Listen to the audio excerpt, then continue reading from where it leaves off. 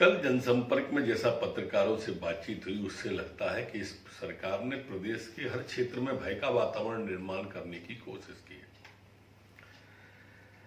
पहले अन्य क्षेत्र थे, अब तो लोकतंत्र के चौथे स्तंभ अखबारों को भी, मीडिया को भी इसके लपेटे में ले लिया है। पहले उन्होंने वेबसाइट पर विज्ञापन बंद कर दिए, उसके बाद में उन्होंने छोटे मझोले अखबारों पर तालाबंदी की कोशिश की। अब जांच के नाम पर मीडिया समूह से कागजात मांगे जा रहे हैं। 26 जनवरी जैसे पवित्र दिन की भी विज्ञापन से कोई नहीं की गई। कमलनाथ जी की सरकार आपातकाल में जिस तरह से इंदिरा जी ने मीडिया को सेंसरशिप कर दिया था, उस तरह से अघोषित आपातकाल उन्होंने प्रजातंत्र के चौथे स्तंभ मीडिया जगत पर, प्रिंट और इलेक्ट्रॉनिक दोनों पर किया है, जिसे मैं अच्छा नहीं मानता हूं। ये चाहते हैं कि ये जो बोले वही मीडिया बोले, ये जो कहे वही मीडिया कहे, जो चलाए वही मीडिया चलाए, जो संभव नहीं है। मीडिया अपने आप में स्वतंत्र इकाई है। इनका ये तरीका बहुत गलत है, चिंतनीय है। कि कल से प्रदेश के सभी ग्रामीण क्षेत्रों में केवल वो गांव छोड़ के जो कंटेनमेंट एरिया में आते हैं, ग्रामीण क्षेत्र में सभी गांव में दुकानें खोल दी जाएंगी। सब दुकानें खोल सकते हैं। शहरी क्षेत्रों में बाजार नहीं खुलेंगे अभी, लेकिन मोहल्लों की दुकानें, आवश्यक वस्तुओं की दुकानें खुलेंगी। इसके निर्देश हम जारी कर रहे हैं। अपने मोहल्ले में ही उन दुकानों पर जाकर आप अपना सामान खरीद सकते हैं। इसलिए आवश्यक वस्तुएं जो रोजमर्रा के जीवन के लिए जरूरी है, उनकी दुकानें खोलने का हमने फैसला किया है। मोहल्लों में बाजार बड़े नहीं खुलेंगे अभी, लेकिन मॉल, सिनेमा घर, gym, hotel, restaurant, swimming pool, beauty parlour जैसी दुकानें नहीं खुलेंगी। हमको सावधानी रखना है, क्योंकि सावधानी में ही सुरक्षा है।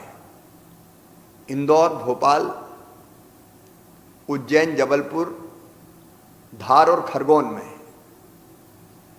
हम दुकानें खोलने का फैसला नहीं कर रहे हैं। मोहल्लों में भी, कंटेनमेंट एरिया में तो कहीं भी सवाल ही नहीं। कंटेनमेंट एरिया की तो दुकानें, हॉट स्पॉट की दुकानें बंद ही रहेंगी।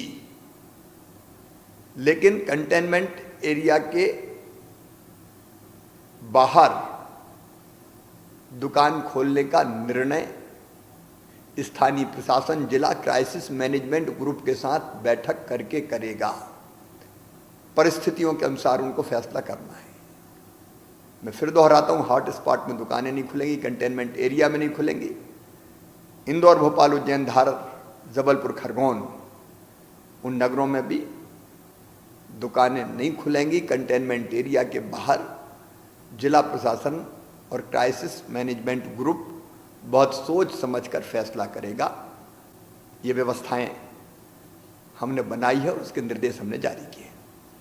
आज जो मेरा एक वीडियो वायरल हो रहा है, उसी के लिए मैं सबसे पहले सभी लोगों से माफ़ी मांगना चाहूँगा, सभी पुलिस कर्मियों से माफ़ी मांगना चाहूँगा, और जिनको भी मेरे द्वारा ठेस पहुँची है उन सभी से मैं माफ़ी मांगना चाहूँगा। ये पूरा जो घटना हुई, घटना के समय मैं, ये जो मेरी पप्पी है, इसको डॉक्टर के यहाँ दिखवा के लौट के आ रहा था। जैसा उस वीडियो में भी मैंने बोला है कि मैं लॉकडाउन का पूर्णतः पालन कर रहा हूँ, मैं घर से बाहर नहीं निकलता हूँ, परंतु एक मेडिकल इमरजेंसी थी जो इस छोटी सी नन्ही सी जान के लिए, इसलिए मैं डॉक्टर के यहाँ इसको लेके गया था, जो आप उस एक्टिवा में देख सकते हैं।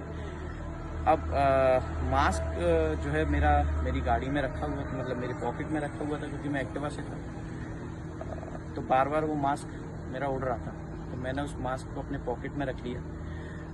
जैसे ही उसको मैंने पॉकेट में रख के अपने घर के लिए निकला हूँ, तो बीच में पुलिस कर्मियों द्वारा मुझे रोका गया और मुझसे पूछा गया कि मैं क्यों पहली बात तो लॉकडाउन के समय निकला हूँ, तो मैंने अपना ये बताया कि मैं इसको दिखाने के लिए डॉक्टर के यहाँ गया था, इसको दिखा के वापस लौट के आ रहा हूँ और मास्क मेरी पॉकेट में है, बार बार उड़ रहा था इस वजह से। परंतु वो मेरी गलती रही कि मास्क मैंने पॉकेट में रख लिया था। मास्क को मुझे अपने लगा के रखना चाहिए था, भले ही वो उड़ रहा था तो बार बार मुझे लगाना चाहिए था, वो मेरी गलती है। दूसरा, गलती मानने में कोई हिचक नहीं है, गलती मानने में कोई शर्म नहीं है और गलती मानने में कोई छोटा नहीं होता। जो गलती हुई है उसको मैं स्वीकारता हूँ और पुनः वो गलती ना हो, ये भी मैंने अपने अंदर एक संकल्प लिया है और ये मेरे जीवन के लिए मुझे एक सीख मिली है कि हमेशा संयम से और समझदारी से काम लेना चाहिए। जो भी मेरे से गलती हुई उसके लिए मैं पुनः सभी से क्षमा मांगता हूँ, सभी पुलिसकर्मियों से क्षमा मांगता हूँ, जिन लोगों को भी मेरे द्वारा कष्ट हुआ उन सभी से मैं क्षमा मांगता हूँ। जय हिंद, जय भारत। नमस्कार, मैं प्रद्युम्न तिवारी आज आपके समक्ष कोरोना नामक महामारी के संबंध में ज्योतिषीय विवरण लेकर के विराजमान हूँ।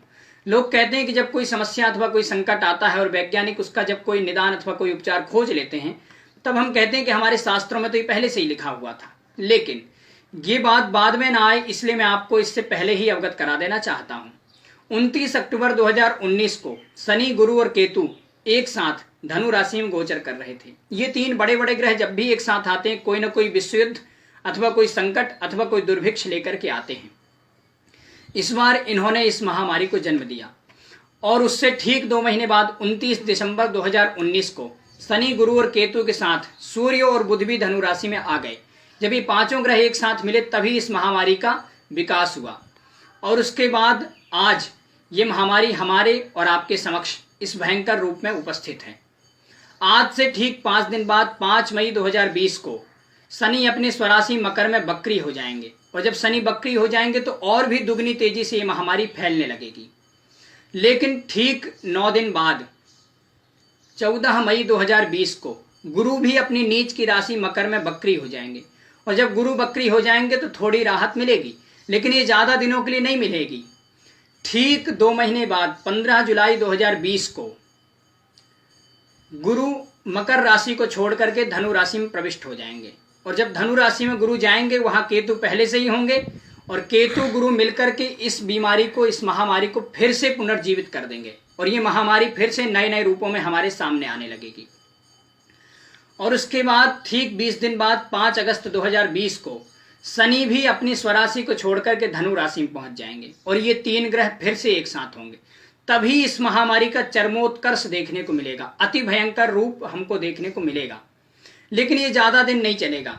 ठीक 1 महीने बाद 3 सितंबर 2020 को केतु राशि परिवर्तन करके धनु से वृश्चिक में चले जाएंगे और जब केतु वृश्चिक में जाएंगे तभी इस महामारी की कोई ना कोई वैक्सीन अथवा कोई दवाई अथवा कोई उपचार मिल जाएगा और उसके बाद लगातार स्थितियां ठीक होने लगेंगी।